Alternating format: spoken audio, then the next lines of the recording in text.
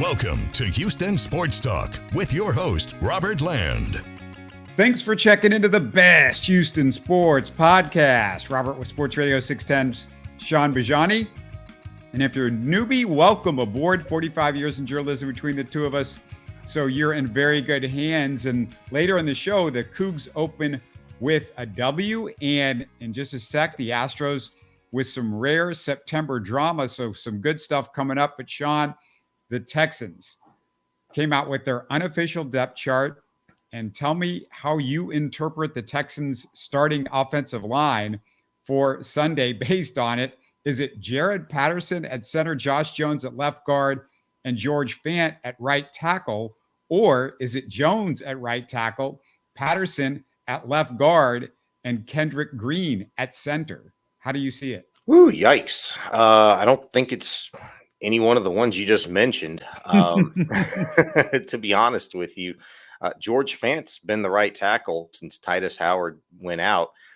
Titus Howard was wearing the club on his left hand during practice on Monday. We didn't get to see them do anything outside of individual drills. They were working on run blocking, pass blocking, and then just other agility drills and stuff like that. Did a lot of stretching, and I knew that was going to be the case. So we didn't get a chance to see, like, okay, who could be their first and second and third team units. And I knew that was going to happen. Now, maybe we see a little bit more on Wednesday, but I'm not holding my breath.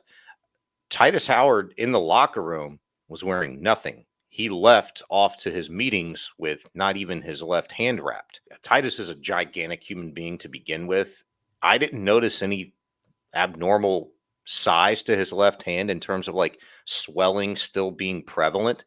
Granted, you're 3.5 weeks removed from him in his initial break in the surgery. So it's still pretty early on in the process for the 4 to 6 weeks. So it's going to be interesting if he actually decides to give it a go. But full dressed, I would assume he was a full participant in practice, given that he was fully dressed and it was clubbed up. I'm basing what I'm reading with the depth chart based on the fact that he's not going to start, obviously, in the first game.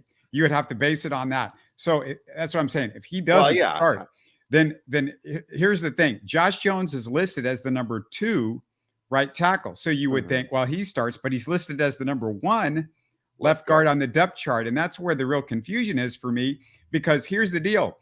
If you move him over to left guard, then George Fant's the right tackle. And that's my assumption. Jared Patterson's the starting center. But Patterson is also listed as the starting left guard.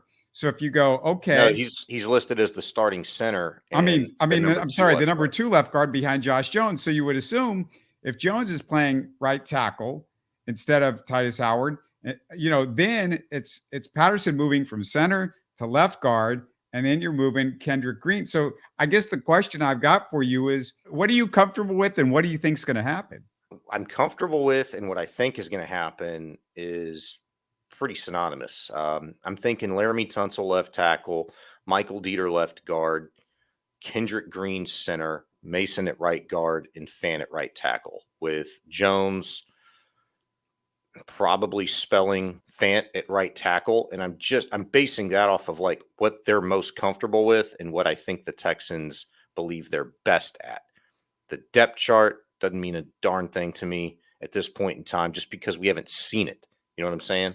So all you're left, you've been given this massive jigsaw puzzle. You kind of got to glance at what the cover of the box was, but it's one of those things where it could be this in this light and this in the other kind of a light. You know what I mean? We saw it in one light in the preseason and in training camp, but then they added a couple pieces. So you don't really know how they fit in. Wow. What I noticed, though, is Dieter's not even listed on the depth chart. So you're saying Dieter jumps in front of everybody, even though he's not even listed on the depth chart as starter or backup? It's because Dieter's on the practice squad officially, and they could call him up and make him active on game day.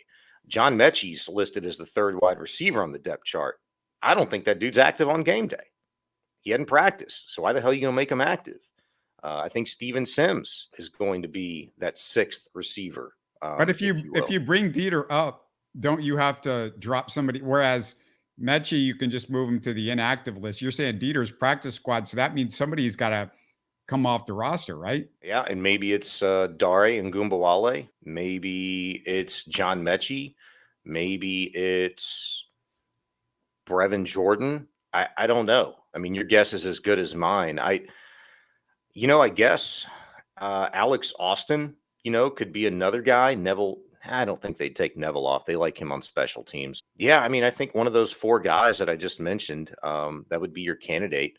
So it's going to be interesting, how they kind of play this. Maybe we learn a little bit more tomorrow morning and throughout the rest of the week leading up to game day. We get to see practice on Wednesday, Thursday, and Friday this week. So maybe we'll have a better idea, but just unofficial depth chart. It's funny, like in the NFL, we do this more so than I think in any other sport. And it's just because there's so much going on, man. They pull the wool over our eyes every year. The unofficial depth chart feels like one of those things that we should be like, oh, yeah, it doesn't mean a darn thing. I'm just saying that because I haven't seen what's actually on the depth chart. I can only tell you what I've actually seen, what the rest of us that go out there to practice every single day have actually seen, and it doesn't line up with what you've seen on the depth chart. Josh Jones, hey, NFL level starting player on that offensive line. I don't think the dude's ever taken one single solitary snap at left guard. So why the hell would you slot him in there? He's played right guard. He's played right tackle. He's played left tackle in this league, not left guard. So I'm not slotting him in there. Jarrett Patterson, he was thrown into the fire just like Drew Scruggs was because, well, they drafted him to play freaking center. Yeah, he could play left guard, but he hadn't played left guard with the ones. He played center with the ones. So I'm not slotting him anywhere other than center at this point in time. Granted, 2 weeks is a pretty decent amount of time, I guess. And it's not even really been 2 weeks because they had Friday, Saturday, and Sunday off this past weekend. Granted, that was just official. Like, I'm sure if they needed to get work in, they got their work in without anybody really knowing about it. But there's been time to study film, to get reps, to learn a playbook, to learn responsibilities at various positions. So your guess is kind of as good as anybody's, to be honest with you. But I'm just telling you right now, from what I've seen, what I think guys are best suited at, what I think they're most comfortable with. And I asked Josh Jones to his face last week. I said, hey, what are you most comfortable with? What do you like the best? And dude said right tackle. I said, okay. I talked to Dieter yesterday. I said, hey, what do you like best? He didn't give me a straight answer because he'd said, well, I could play anywhere and I like playing center and I like playing left guard. He just really. Isn't it weird though that Dieter, you're predicting Dieter's going to start at left guard, and they made these trades for other guys in the middle, Kendrick Green and Brokel or Broker or Rocker, whatever his name is. So they made the deals for those two guys, and you're saying they still like Dieter, even though they haven't even put him on the regular roster yet. They're trying. I like Dieter. I thought he was more than serviceable stepping in that spot. I think, yeah, you made trades to get guys, but you made trades to get guys to create more competition and find out who that best guy is going to be for the long haul. But maybe you start with whom has maybe the most synergy, the most chemistry with the others on the offensive line. And who would that be better than a guy like Michael Dieter, who's been here since March? You know what I'm saying? Who's got more familiarity with the playbook than a Kendrick Green, who's got more familiarity with the playbook than Josh Jones. And I think the determination on if he has better ability is something that will lend itself out this week in practice and maybe through the first couple of weeks of the season. Yeah, I'll just say if Kendrick Green is your starting center over Jared Patterson, that there's nothing that would scare me to death more. Josh Jones and George Fant, I don't have a dog in that fight either way. I think they're both pretty decent. Maybe Josh Jones has got a slight edge as far as I don't want to body shame anybody, dude. But yeah, this is sports, man. We have fun. I didn't get a chance to talk to Kendrick Green in the locker room. I saw him. He was there, but he was changing and about to go to the shower. When I saw him stand up, I was like, man, he talk about an undersized dude and somebody that if you bumped into him anywhere, the last thing you'd think to yourself is like, this dude's a freaking football player.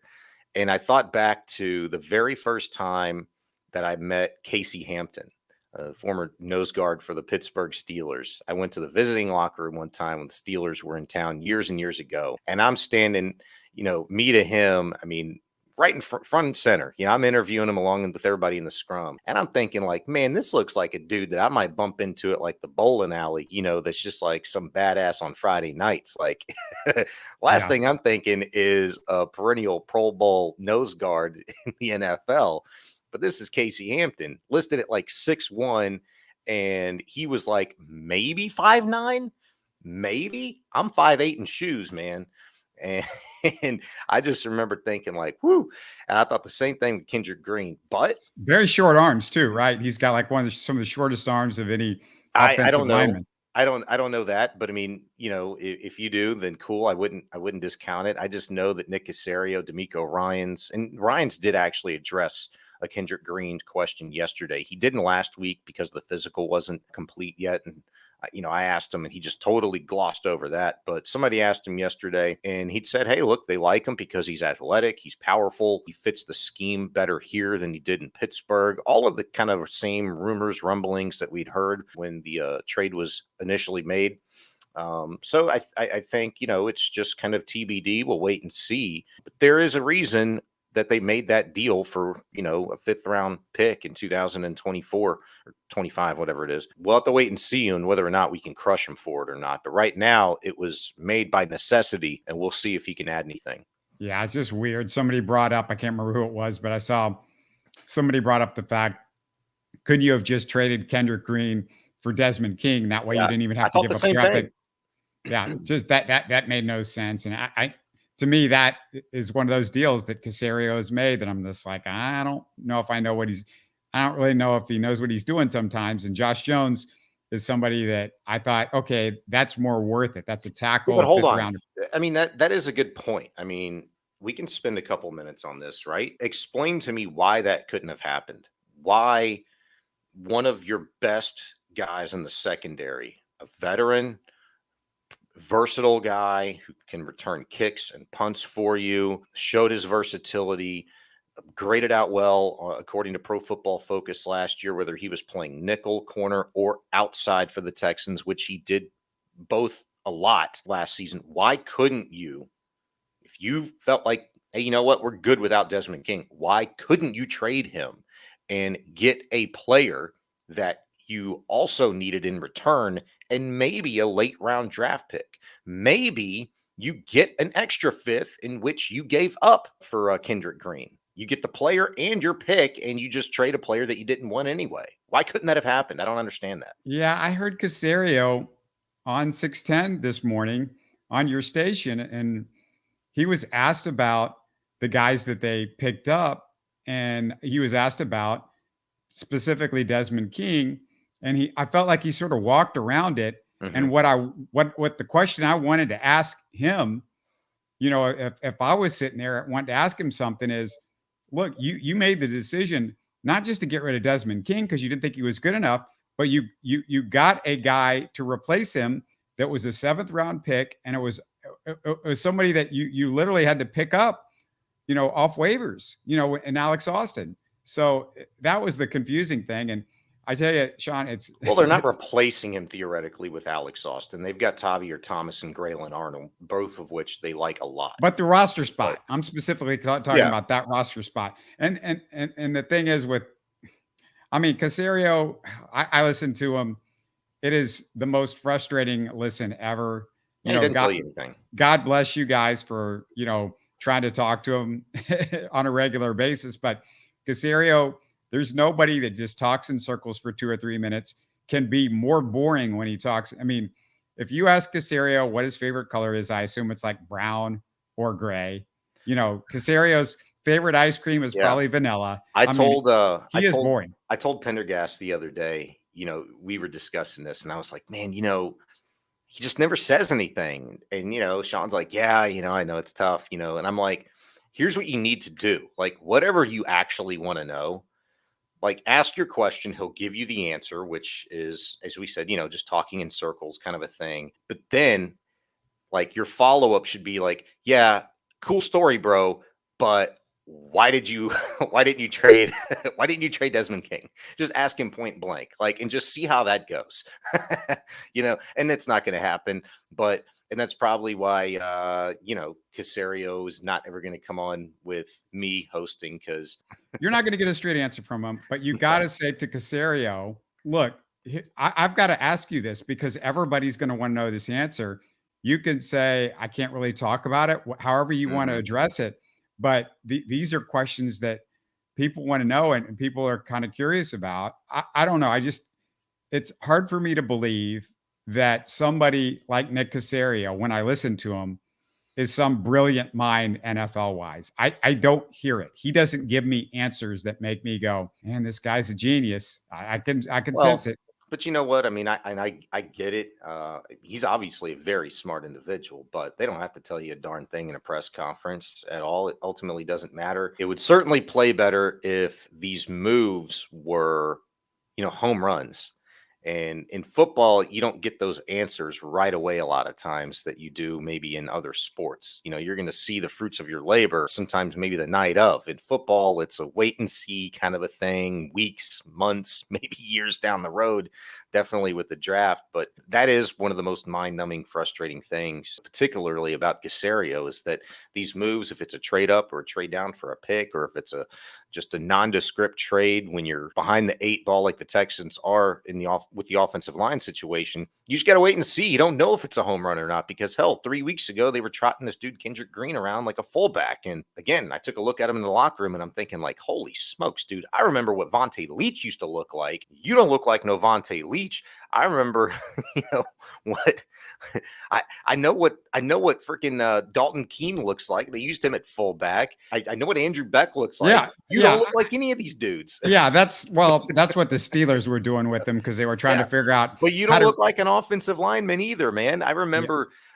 some of the biggest, baddest dudes over the years for the Texans. You don't look like any of them. You don't even look like Casey Studdard. He don't look like Casey Studdard. Well, Casey Studdard. Chris Myers was not big. He was not a big guy. And No, he Chris Myers wasn't. was really good. He was very, very good, very, very smart. And that's why you kind of just, hey, wait and see. I'm not going to body shame, but I'm just going to tell you, like, he don't look like everybody else I've seen doing what he does. But we'll see. We'll find out maybe this week a little bit more and definitely see what it looks like on Sunday. All right, much more Texans in our Thursday show. Let's pivot to the Astros and some rare September drama. And I'll throw a stat out that you might like, Sean, because prior to Tuesday's game, as you and I are speaking, the Astros are favorites in the AL West. They have a 52.7% chance with the Mariners at 33.1% and the Rangers at 14%. So it's good news. I was surprised by that. I was talking to somebody about it yesterday, and they said the same thing. And I was like, that's crazy to me. Them being the favorites to do anything. It's just crazy to me because we're watching this team night in and night out, and I wouldn't favor them against anybody. And granted, let's just take this past week as an example.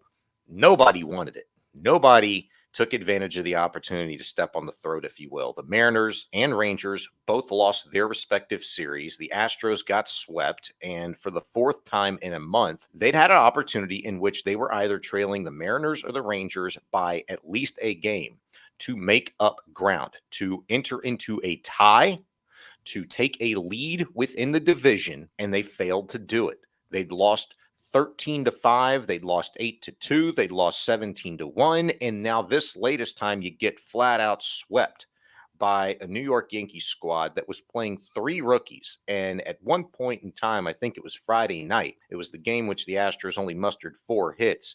All of their rookies nearly out-hit the Astros' entire team. They had 3 hits and the entire squad for the Stros had 4. Then you come right back and bam, the Astros put a whooping on the Rangers yesterday. It's about consistency. And one of these ball clubs, whether it be the Rangers, the M's, or the Stros, somebody, we're going to end up saying, yeah, they wanted it more. It feels like it's more so going to be like, yeah, this team just happened to stumble and fall forward a little bit better and more athletically than the other team. I don't know who that's going to be right now, but if you asked me, a gun to my head, it feels like it's going to be the Seattle Mariners out of this division at this point in time. Man, I hope we don't have to put a gun to your head because this is not something I would want to have a gun to my head on for sure. The Astros with a 12% chance to win the World Series.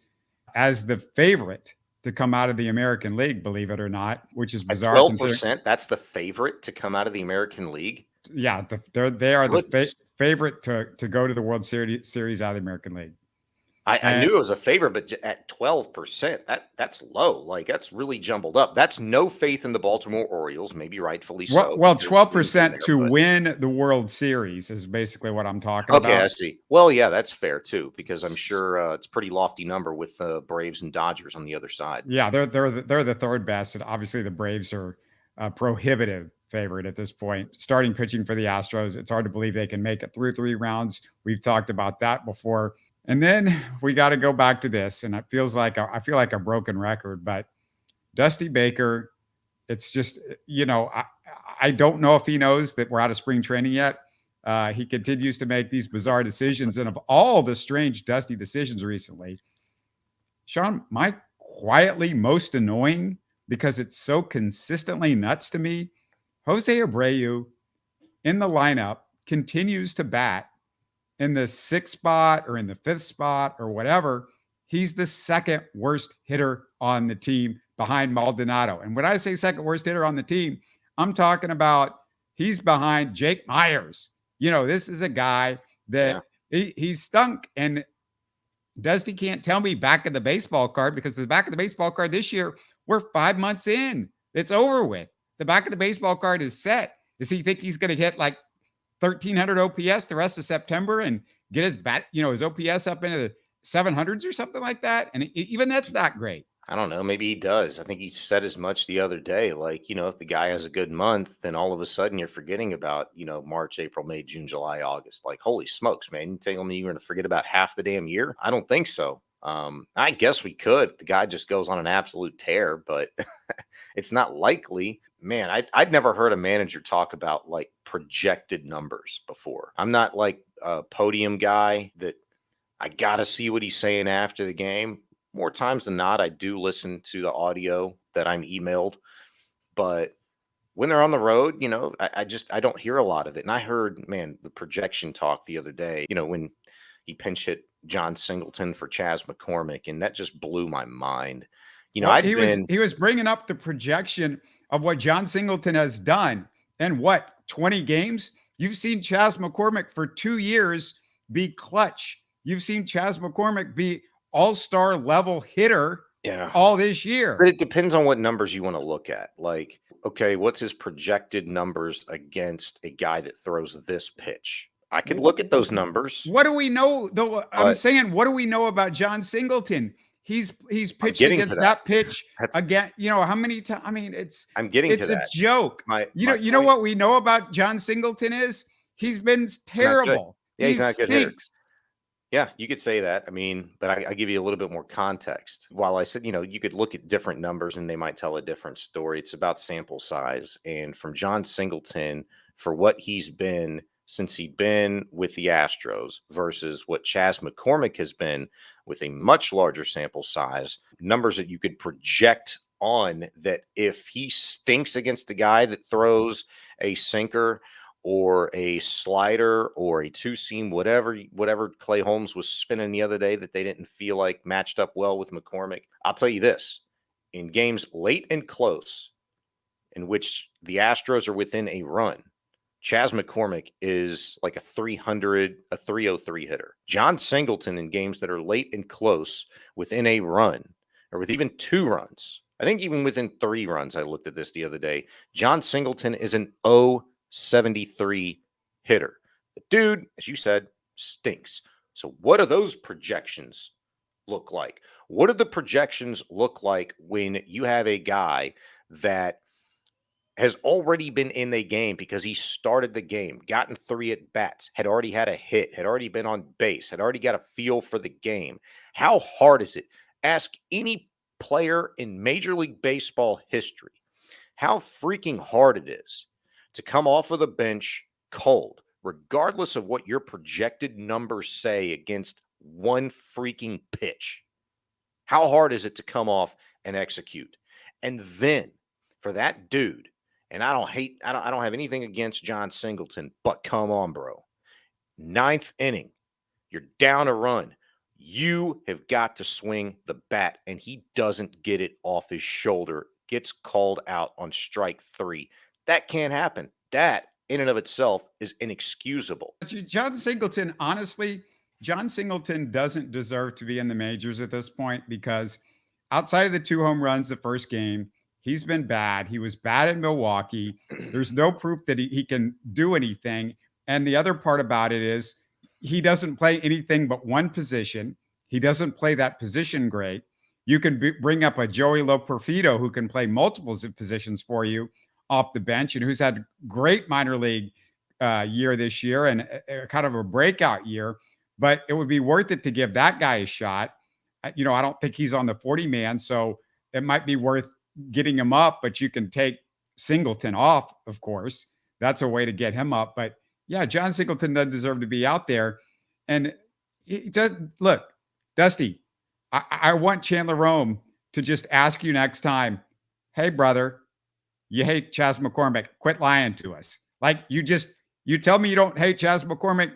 You just proved it. You have no respect for him. And Dusty said, as far as how he plays the center field, well, they all have different strengths. Then he went on to tell us how, well, if he was Julio Rodriguez, well, Chas has got OPS 50 points higher than Julio Rodriguez. He's a better hitter than Julio Rodriguez is this year. Now, if the issue is his defense, how does the defense have anything to do with pinch hitting John Singleton for him late in the ball game? The thing that he does well is hit and hit in the clutch. And it's just, this is beyond idiocy with what the decisions that Dusty has made. And I get it. He just won you a World Series and all of that stuff. But, Dusty has a long career of fan bases turning on him based on the fact that he makes some really questionable decisions. He's a great person. He's a great person guy. But when you're in a close race, this isn't, he talks about it like this is the Little League. Well, everybody's got to play. Everybody's got to stay sharp. Sean, what month is it? What's the difference in the standings right now?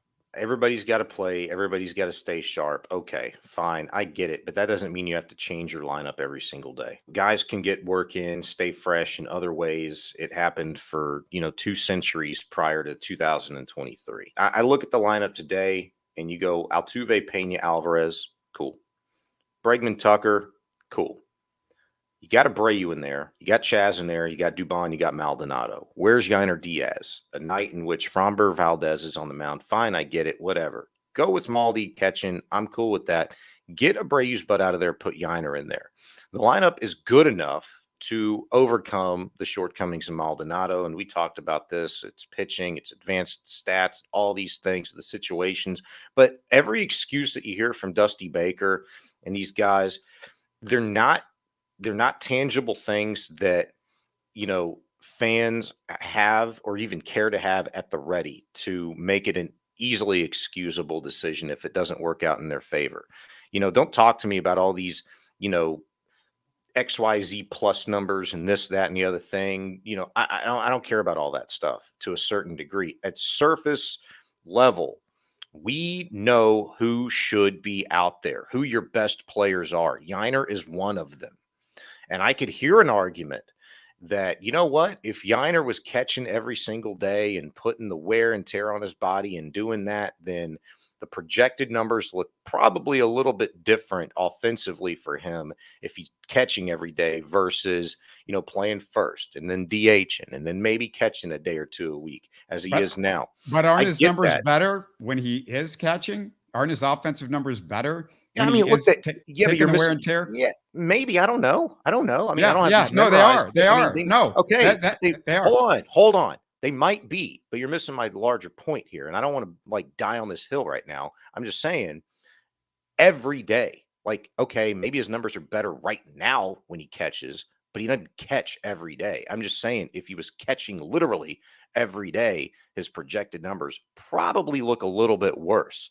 And maybe they do. Of course they would over time. Like how many catchers that catch every day for years, were able to put up great numbers every year. Those are Hall of Famers. You know what I'm saying? That's the only point that I was making. And it's all just to say, so what? You have to do what is best for your ball club. And what's best for your ball club is that while both him and Maldi have crap defensive numbers at catcher and bad framing statistics and all of that, the only thing that you could say about Maldi is that, okay, he's got more of a prowess to handle the pitching. But isn't Yiner's offense more valuable, that it would usurp all of his shortcomings defensively and what you'd be missing from having Maldonado out there? To me, it's the same thing that you'd said about Maldonado if you're Dusty Baker last season, where, oh, yeah, we don't need him to hit because, we just care about what he gives us at the plate. Well, this year it's magnified and it's cost you more. So you can't afford to keep that status quo is all I'm saying. Yeah, and here's the other thing. You keep talking about catcher. He can play first base.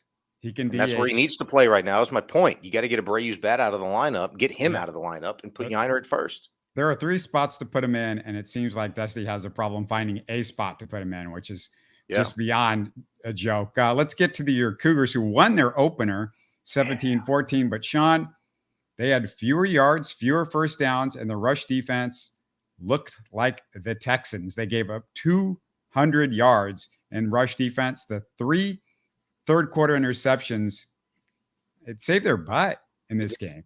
It did, and hey, the picks were cool, but I liked what I saw in general from the secondary, even when they weren't, intercepting passes. Malik Fleming was awesome. Payne, had a huge pick down in the red zone. I think it was him in the red zone, or it might have been Fleming, but the only thing I feel like I can hang my hat on right now that I'd really like is their secondary defense. I don't know that they got but maybe 2 stops on third down all night. UTSA just kind of did whatever they wanted to do, and boy, did Houston look bad defensively when they decided to go hurry up. The offense was stagnant. They ran a lot of bunch formations, and with an athletic quarterback like Donovan Smith, and you've got some dudes that can get out off the edge, when you get them into space, Mathis and Snead can make some dudes miss, and they can go. I worry about their offensive line. I worry about their offensive play calling. I worry about what this team is going to look like when it gets real here in a couple of weeks and you face a TCU squad, and never mind what you think they are now after what happened against them in Colorado. I can still tell you this, it's going to be a good football team, and you got West Virginia and you got Texas, coming in a number of weeks. It's going to get hard. It's going to be a rude awakening this season if, in fact, you don't get significantly better, just fundamental stuff. That has me worried. Like, look, it's always good to get a dub, but you're not going to pick some of the better quarterbacks off 3 times. You're not going to get away with, the 200 yards, a little fluffed up a bit, because about 3 of those, there was about 3 plays in which their running back for UTSA, they were picked up in 25, 30-yard chunks. And I think those are some big flash plays that should concern you about this linebacking core, about the lack of pressure that the defensive line can get on opposing offensive lines. That's a concern. So it's a dub, but man, it looks like it's going to be a long road and could be a really difficult year for Dana Holgorsen offensively. The only thing I will say, to give the offense a little bit of credit, is maybe this is more Donovan Smith geared, but he looked to settle in and looked a little bit more comfortable as the game went along. And with new environment, new offense, new verbiage, I get the whole thing that may be natural. He's just got to come out, and they got to let him go. They got to let him go, because if he's having to scramble for his life this season, it's going to be a really long year for him. The offensive line, it looked like a jailbreak for most of the game from what I saw. And then also, you talk about Donovan Smith and letting him go. You hear Holgorsen after the game say, we simplified things where we haven't done as much. And you're simplifying things with not a freshman, not a redshirt freshman. You're simplifying things with Donovan Smith, the guy that's a veteran in the Big 12 against not even a Big 12 opponent. Why are you simplifying? Why would you need to simplify things for Donovan Smith? Yeah, well, maybe you need to simplify, your offense. Maybe it's too trumped up. You know what I mean? Maybe that should be a look in the mirror type situation. He did. For Holgorsen, He says he did. No, I know what you said, and I know what he said. Simplified it for Smith, but maybe it's not about Smith. I think that's kind of how we would read that. Like, you simplified it for that guy. Maybe you need to simplify it for everybody else because it's too trumped up. Maybe it's too complex. Maybe and unnecessarily. Like, spread this darn thing out. Don't make it so difficult. You've got some dudes. I think you saw it. You didn't know what this was going to look like without Tank Dell. You didn't know what it was going to look like without some stud defensive linemen that you'd lost and linebackers, over the last few years. And I still think defensive line wise, athletically, like they could do some things. They could be disruptive, but let's just stick with the offensive side of the ball right now. Sam Brown looks like a freaking dude. Matt Golden looks like he could legitimately be a number one. A good combo, between Snead and Mathis. I like what those guys can do running the football, especially on the edge. Problem was their right tackle, their left tackle wasn't worth a damn the other night. They couldn't set the edge, even when they were running, an extra H-back in there. They couldn't reach the backer. They were getting swallowed up, touched at the line of scrimmage and having to double back, jump cut. And, you were looking at 2 yards in a pile of dust sometimes when they couldn't get off the edge on a bubble screen or something like that.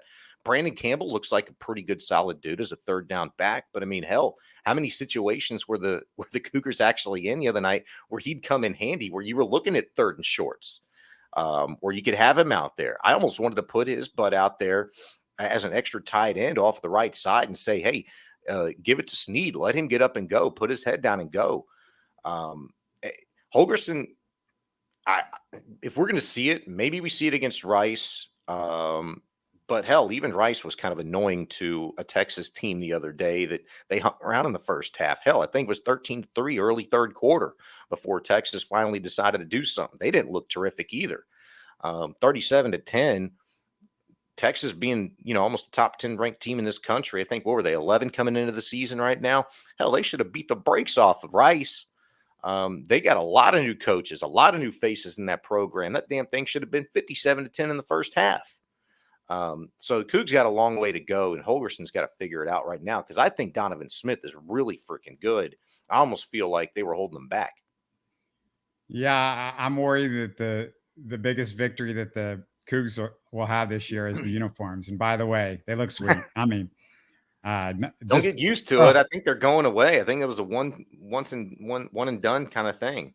Yeah, no, I mean, but there will be conversation to bring that back for sure. I think if they can, they will. They need to bring it back for UT. UT comes in, was it like the 23rd? I think it's sometime in September, I believe. I think it's October, isn't it? It's not maybe. October. Yeah, maybe you're right. I think let's see. Oh, because hell, it's already September 5th. Yeah, let's see. You got Rice, and you got TCU. Yeah, you're probably right. It's probably in October. I think it's towards more the middle part of the season. But man, I mean, big game. The ticket prices for that thing are just astronomical. It's crazy. That's going to be a sellout. Hell, they put almost 38,000 in TDECU the other night. Texas is going to be stacked. It's going to be an electric atmosphere, at least for the start of the game. And hopefully the Cougs can make it interesting and put themselves in position to steal one. But yeah, if you brought them back, it would have to be for that game, I think. It's the 21st of October. So there you go. It's not that far away. It's about a little over maybe 6 weeks, 7 weeks, maybe, or something like that. Yeah, hell, it'll be here before you know it, man. Because when football season's here, time goes by fast. All right. Well, we'll have a little bit more of a Texans preview, get a little bit into the Ravens game and other stuff going on. And by Thursday, we should have a better idea of where the Astros are in this AL West as they play the Rangers. Of course, right now, as we're recording this, it's before the Rangers game 2. So we'll see what's going on with that a little bit better. But looking forward to Texans. We'll have our first live regular season show of the year on Sunday, Texans and Ravens. So make sure you are subscribed so you know when we pop up and when we're ready to go and we're ready to talk. But looking forward to that. Thanks again, Shaun, for another great one. Enjoyed it, man. It's a great time of year. You're listening to Houston Sports Talk. Hey, don't forget to support us by subscribing and commenting on YouTube. You can always listen to us on Spotify, Apple, or your favorite podcast app. Tell your friends about us and share our show links on social media. Spread the word, everybody. Thanks for listening.